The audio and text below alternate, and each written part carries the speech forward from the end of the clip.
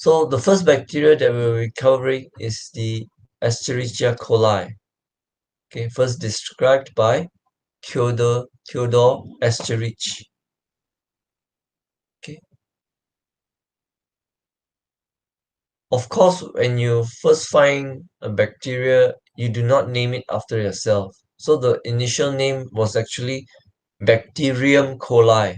So a type of bacteria found in the colon of the animal. Okay. It is only after a few years or after a few years, a few decades, that when people uh, reclassify a genus or change the position of a bacteria, that they change the name into Escherichia coli, okay, to honor the discoverer of the bacteria. Okay, so this name was given by others uh, for this bacteria to honor the discoverer of the bacteria. Okay, so you do not name a bacteria after yourself. Okay, it is supposed to be an honor given by others to you. Okay, you do not name it after yourself.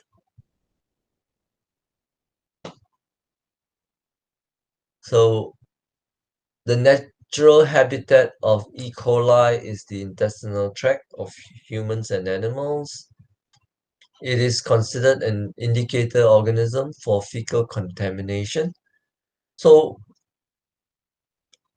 in environmental microbiology, the assessment of water quality, the cleanliness of the river, the lakes, is based on whether there is fecal pollution, pollution of the feces in the water system. So the easiest, most convenient way to assess this fecal pollution is by using fecal indicator bacteria. So bacteria that is related to feces, which means if you find this bacteria, most probably there is feces.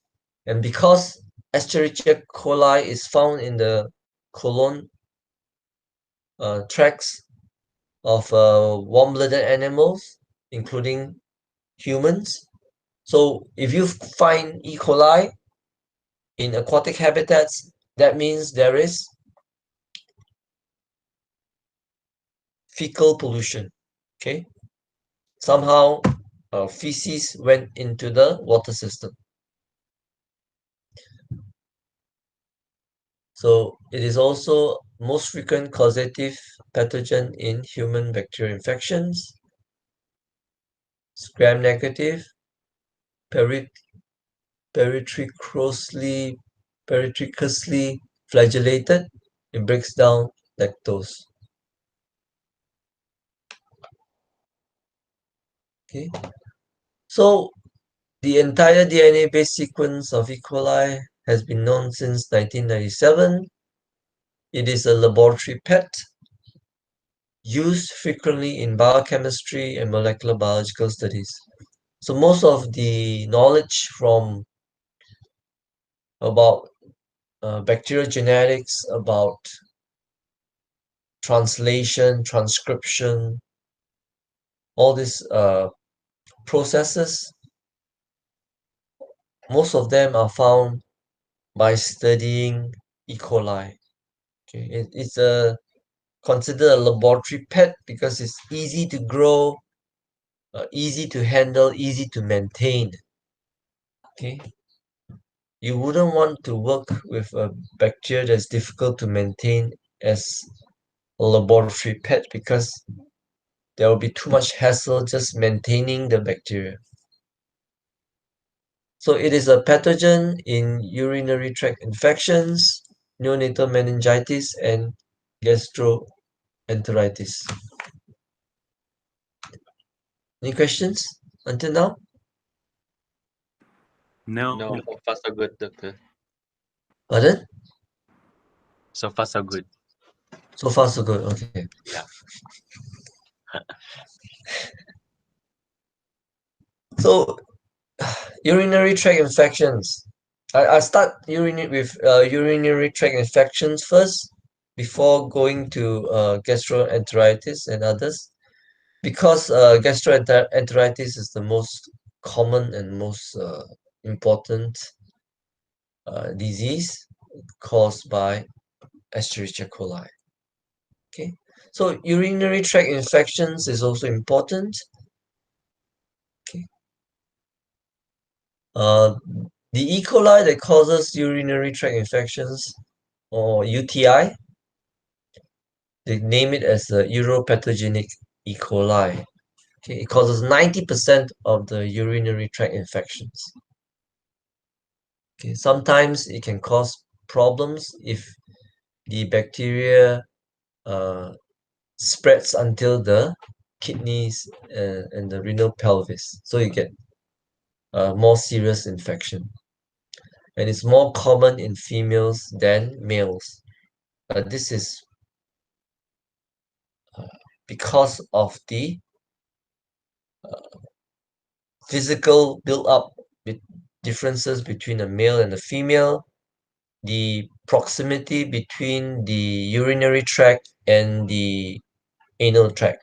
Okay, the nearer it is, the easier it is to uh, get infection. Okay, so yeah,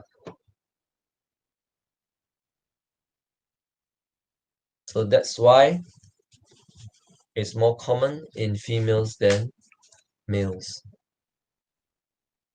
So when you start to read up on all these bacteria, on all these pathogens, you will come to notice that all these pathogens, all these bacteria have similar characteristics.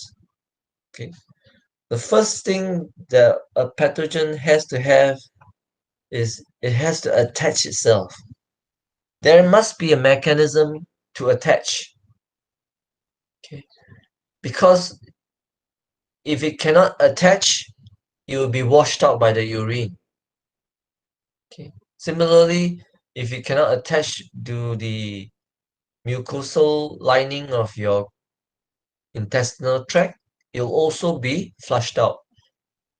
Okay, so it has to attach. So all bacteria has to be able to attach. Uh, because once it attach, then it can start the infection. Okay, once it attach, it can grow. If it's not attached, it's harder for the bacteria to obtain necessary nutrients for it to grow.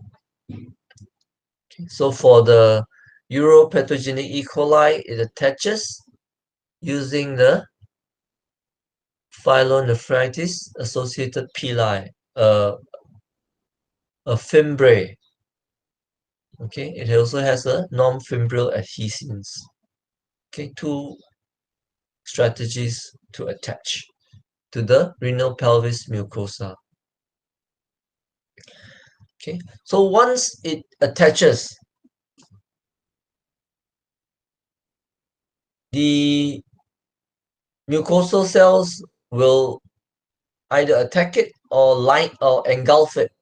Okay, engulf it, endocytosis, and then try to kill it by fusing it with a uh,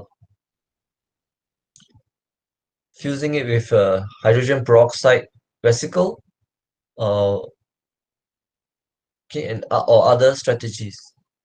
So a pathogenic bacteria, once it attach, it has to be able to next defend itself. Okay, so it will defend itself.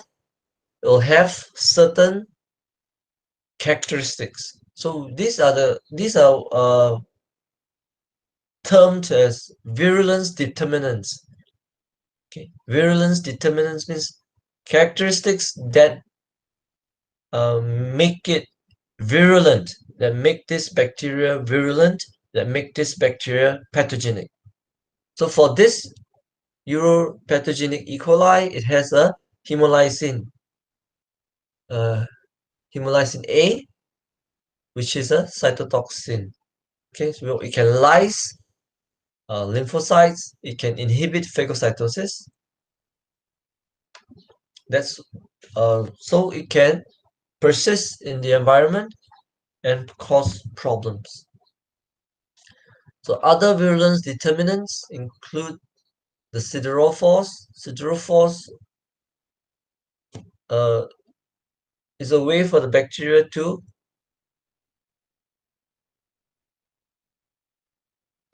utilize or utilize iron from the host. Okay. Then you also have K antigens, capsular antigens that reduces the ability of antibodies and complement to bind to the bacterial surface, thereby protects the bacteria against the host immune system. So when given a urine sample, you will be, as a microbiologist, you have to culture from the urine sample. Urine sample is different from other samples in which it has to be quantitative. Okay. Because the number of bacteria in your urine sample will tell you whether there is a true infection or not. Okay. So a true infection means there has to be at least more than 10 power 5 CFU per mil. So how do we do this? Of course, it is difficult to do serial dilution and all that. So usually in labs, they will have a calibrated loop. Okay, a calibrated loop means it's an inoculation loop, but bought from the manufacturer, and it's calibrated to contain a certain volume of sample. So once you dip it inside the urine, that's it. You already know the amount of urine on your loop. Okay. Then you do a surface streaking, which means you streak on the surface, all of the surface. Talking about the use of calibrated loops in the analysis of urine. Okay. You use calibrated loops because it is important to know the amount of bacteria in your urine. If there are a lot of bacteria, that means there's an infection. If there's a bit of bacteria, maybe about 10 CFU or 15 or 5 CFU, so that could be just that when you collect the sample, when the patient collect the sample, they didn't collect properly and they contaminated the sample with their skin, with the normal flora on the skin. Okay, so it happens. That's why for urinary tract infection, the number of bacteria is important. Okay, not just the presence or absence of a pathogenic bacteria, but the number is also important in determining an urinary tract infection. Okay, so because of that, also urine samples have to be fresh. You cannot leave urine samples overnight before doing it. So if you collect urine samples in the morning, you should preferably process it by afternoon, because the longer you leave it, even in the fridge, the numbers of bacteria in your sample will grow. Then you will not get a good and accurate count. You won't get an accurate picture of whether the patient is infected or it's just normal contamination. Okay, so for urine samples, this is important. A calibrated loop to determine the number of bacteria in the sample. For urinary tract infections also, you have to use CLED agar. Okay, so the name of the agar is CLED, CLED agar. So it's an electrolyte deficient medium to prevent Proteus from spreading, from swarming. So other than E. coli, Proteus vulgaris and Proteus mirabilis, Proteus species also sometimes causes urinary tract infections. However, Proteus species, they have a characteristic where they swarm, SWARM, okay, swarm. Swarm means they spread quickly over the plate and they grow all over the plate. So the problem lies, once they swarm over the plate, you cannot count them anymore because it's like one big confluent growth. So in order to prevent Proteus from swarming, you have to use CLED. CLED is electrolyte deficient media that prevents the Proteus from swarming. So you are able to get proper counts even if it's a Proteus infection. Okay.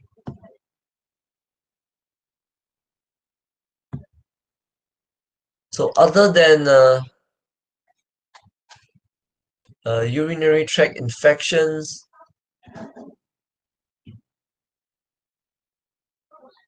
you also have E. coli important in meningitis. Okay, meningitis is the infection of the meninges. Meninges is a system of membrane that envelops the central nervous system. Okay, so most of the E. coli infections occur when the E. coli is relocated to places where they are not supposed to be, but where conditions are favorable. Basically, the internal of our body is a nutritious vessel for bacteria. Okay? A lot of nutrients for them. So once a bacteria is able to get into our body, it will grow very, very fast and cause systemic infection. Okay, that's why for us, our skin is the best defense to prevent bacterial infection. The skin is actually the best defense that prevents bacteria from invading our tissues. So 15% of all nosocomial sepsis is caused by E. coli. Okay, sepsis means infection, wound infection, either from gallbladder, bile duct infections, appendicitis, peritonitis, and meningitis. So the meningitis that is caused by E. coli infections occur mostly in infants and the elderly. Okay, so what happens is the bacteria invades the bloodstream either at the nasopharynx or gastrointestinal area, and then it is carried to the meningeal system. Okay, and it affects about 1 in 2,000 to 4,000 infants.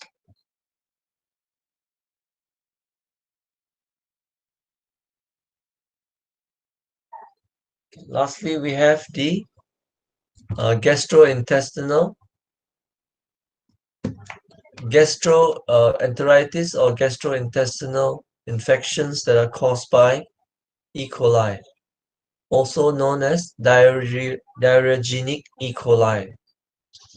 So diarrheagenic E. coli, there are 6 types: enterotoxigenic, enteroinvasive, enteropathogenic, enteroaggregative, enterohemorrhagic, and diffusively adhering E. coli. So one easy way to remember is TIPA. Okay, so if you have a friend called TIPA, then it will be easy to remember. So for enterotoxigenic E. coli, it is also known as traveler's diarrhea. It's basically very contaminated food, raw vegetables, poor sanitation. Traveler's diarrhea, for example, if you go to a place that is a restaurant that is dirty, you eat there, then within half a day or more, you get stomach ache, diarrhea without fever. Okay, so certain conditions are important. You have to know the infective dose. Okay, so here the infective dose is very high. Okay, about 100 million cells. So to have 100 million cells of E. coli in your food, that means the food is really contaminated. Okay, and if you know E. coli, you know that uh, it lives in our gastrointestinal tract, in the warm-blooded animal, the intestinal tract of warm-blooded animals. So if you can get 100 million E. coli in your food, that means there is fecal pollution in your food, fecal contamination. Okay, usually maybe the cook didn't wash his hands properly after going to the toilet. So the fecal material on the hands is transferred onto the food. Okay, then that's how you can get such high infective dose in your food. Another important point is whether there is fever. Okay, if you get diarrhea without fever, that means the bacteria didn't invade beyond your intestinal tract. If a bacteria invades, which means crosses into your bloodstream, once a bacteria infects your bloodstream, becomes a blood infection, your immune system will immediately elicit fever in order to prevent, in order to try to kill the in the pathogen.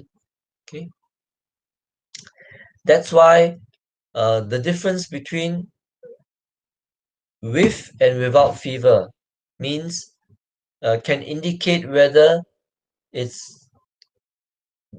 bacterial infection is systemic, that crosses into bloodstream, or whether it still is within the intestinal tract. Okay. So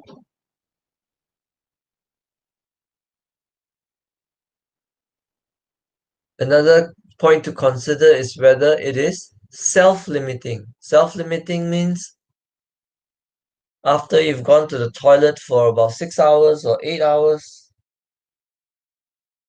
somehow it goes away.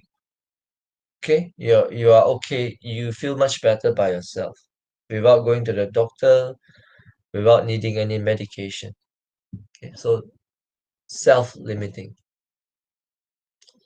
So traveler's diarrhea is also uh, also whether you get traveler's diarrhea also depends on how used your body is to uh, food that is of lower sanitation.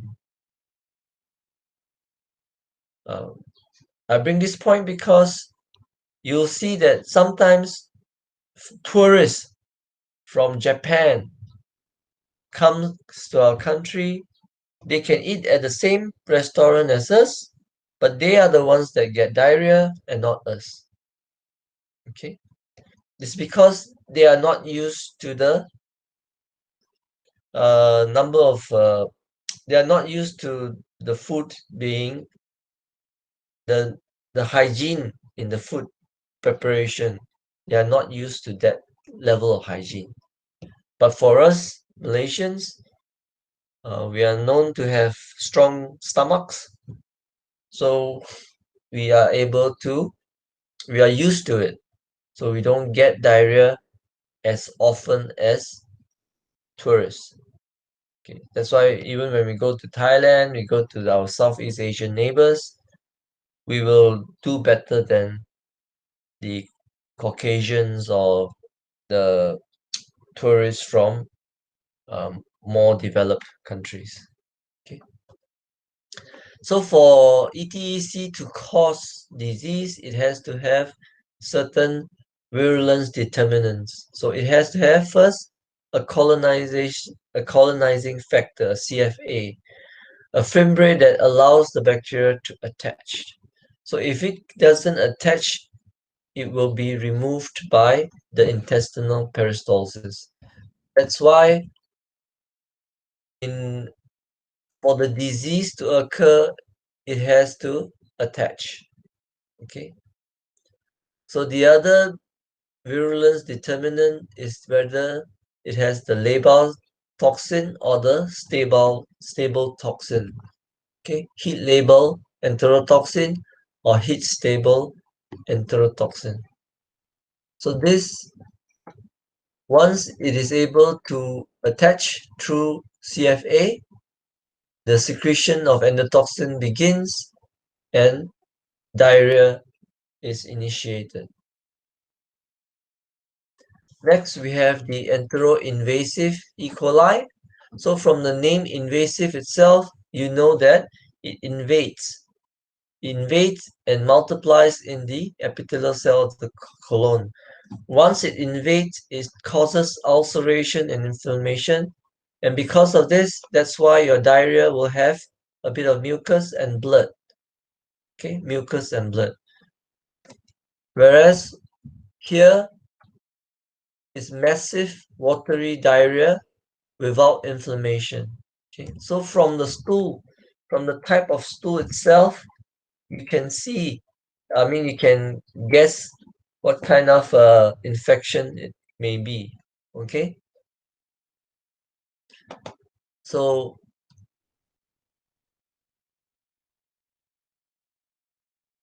the infective dose is about 1,000,000 cells. It is a little bit different in that it does not ferment lactose and it is identical to Shigella dysentery. So sometimes there is sometimes this bacteria can be wrongly identified as a Shigella. So most of this identification is dependent upon PCR, a molecular approach where you look for the specific gene that characterizes all this types of E. coli. Okay, so because it invades, it also causes fever. Okay, so here it will break your, once it invades the mucosal lining, the microvilli will be disrupted and will be destroyed. Okay, once this is in the cell, your body, your immune system will try to phagocytize it. However, there is phagosome disruption that allows the bacteria to escape and continue to multiply. We also have the EPEC, pathogenic E. coli. That is the leading cause of infantile diarrhea. Effective dose is 10 power of 6. Okay, some inflammation, no fever.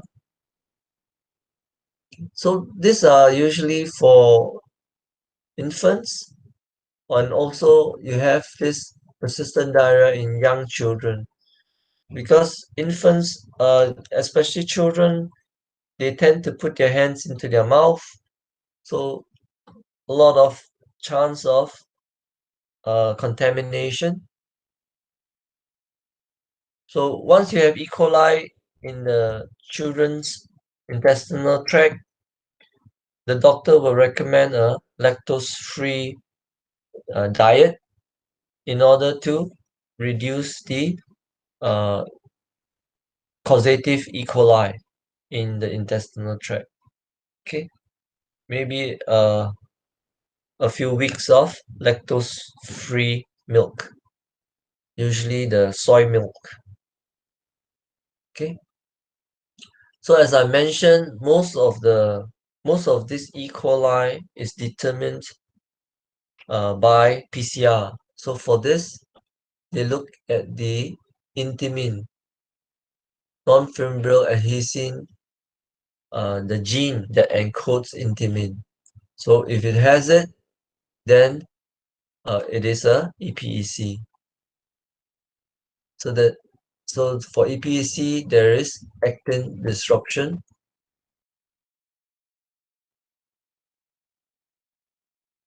Okay. So for this EAEC, the gene that you're looking for is the enteroaggregative ST toxin. Okay, so you can also look for this gene, aggregative adherence fimbriae, AAF1 and 2. So these are all genes that you can amplify to determine what type of E. coli you have. So enteroadherence will, without invasion or inflammation, but adheres to the villi, microvilli. Next is the enterohemorrhagic E. coli. This is probably one of the more famous E. coli infections, because it is potentially fatal, especially for the elderly, and sometimes it can cause long-term kidney damage. It is usually self-limiting, but in certain people, it causes a lot of problems. Hemorrhagic colitis, copious bloody discharge, which means a lot of blood in the discharge, and also hemolytic uremic syndrome. So there are several types for this colitis, but the most famous one is the O157H7. So E. coli O157H7. So from this type, from this seroa, you know that it is through serology. You were testing the somatic 157 antigen and the flagella 7. So O157H7. O157 is for somatic antigens. H7 is for flagella antigens.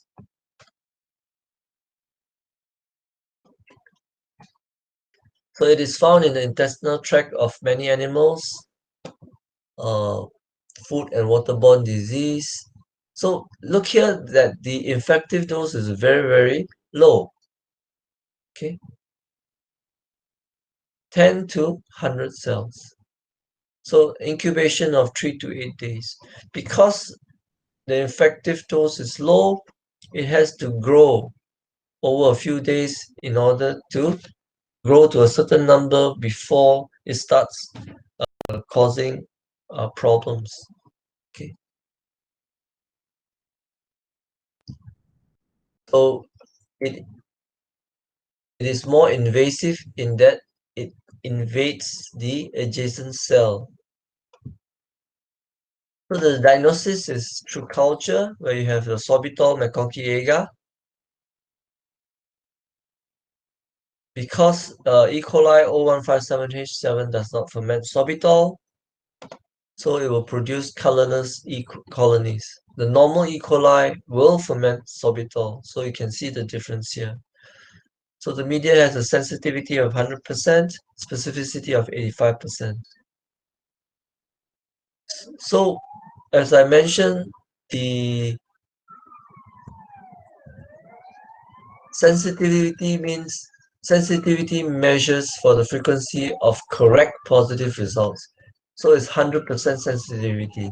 So it will measure, it will not have a false negative. So that is important. And lastly, we have the diffusively adhering E. coli. So this is the newer one. How it is determined is via the F1845 gene that encodes the surface fimbriae as and the DAA gene that encodes for the F1845 fimbriae. Okay, so these are the different types of diarrheagenic E. coli. So E. coli that causes gastrointestinal diseases. So you can divide them into 6. Enterotoxigenic E. coli, enteroinvasive E. coli, enteropathogenic E. coli, adherence peak E. coli, and enterohemorrhagic E. coli, and also the last one, diffusively adhering E. coli. Okay, so try to differentiate them by looking at the infective dose. Okay, some that have a lot.